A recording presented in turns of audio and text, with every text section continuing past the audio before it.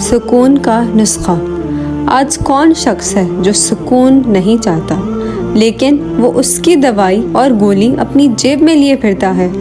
عجیب بات تو یہ ہے کہ اس کو اس بات کا علم بھی نہیں، اور وہ کیا ہے؟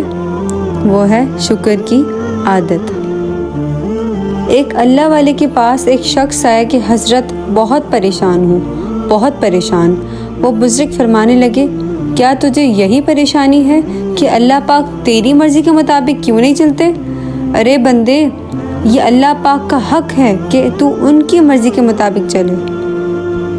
جب کبھی ہم اللہ والوں کو دیکھتے ہیں تو وہ کس طرح خوش و خرم نظر آتے ہیں، حالانکہ ان پر بھی ایسی تکالیف اور امتحان آتے ہیں جن کا ہم لوگ تصور بھی نہیں کر سکتے، اور وہ یہی وجہ ہے کہ وہ ہر وقت اپنے اوپر ہزاروں نعمتوں کا ہجوم دیکھ کر خوش و خرم ہوتے ہیں، اور ہمارا حال یہ ہوتا ہے کہ ایک چھوٹی سی تکلیف آئی، اس کو لے کر بیٹھ جاتے ہیں، اور ہزاروں نعمتیں بغیر استحقاق کے موجود ہیں، لیکن ہم ایک ہی تکلیف کو لیے پھرتے رہتے ہیں اور ہر ایک کے سامنے اسے گاتے پھرتے ہیں۔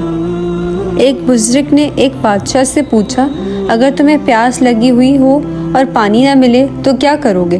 بادشاہ نے کہا، آدھی بادشاہی دے دوں گا۔ بزرگ نے پھر پوچھا، اگر پیشاب رک جائے تو پھر کیا کرو گے؟ بادشاہ نے کہا، آدھی بادشاہی دے دوں گا۔ تو بزرگ نے فرمایا، تمہاری بادشاہی کی یہی قیمت ہے۔ حضرت مفتی اعظم محمد شفیع صاحب رحمۃ اللہ علیہ کے حالات میں لکھا ہے کہ صاحبزادی نے آ کر شکایت کی کہ ابا جان، دانت میں تکلیف ہے اور کافی بے چینی ہے۔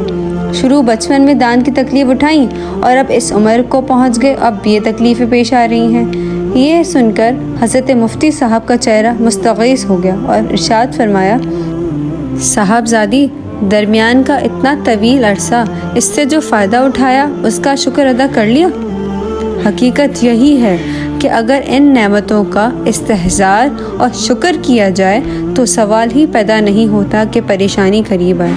مشورہ بھی یہی ہوتا ہے کہ کبھی کبھی اسپتال کا چکر لگا لیا جائے تو صحت کی نعمت کی قدر ہوگی، اور کبھی قبرستان کا بھی چکر لگا لیا جائے تو اسی زندگی کی نعمت کی قدر ہوگی، اور کبھی پاگل خانہ چکر لگا لیا جائے تو معلوم ہوگا کہ دماغ کا صحیح ہونا کتنی بڑی نعمت ہے، کہ صرف دماغ کا ایک پیچ ڈھیلا ہو جائے تو کروڑوں کے مالک کو بھی پاگل خانے پہنچا دیا جاتا ہے۔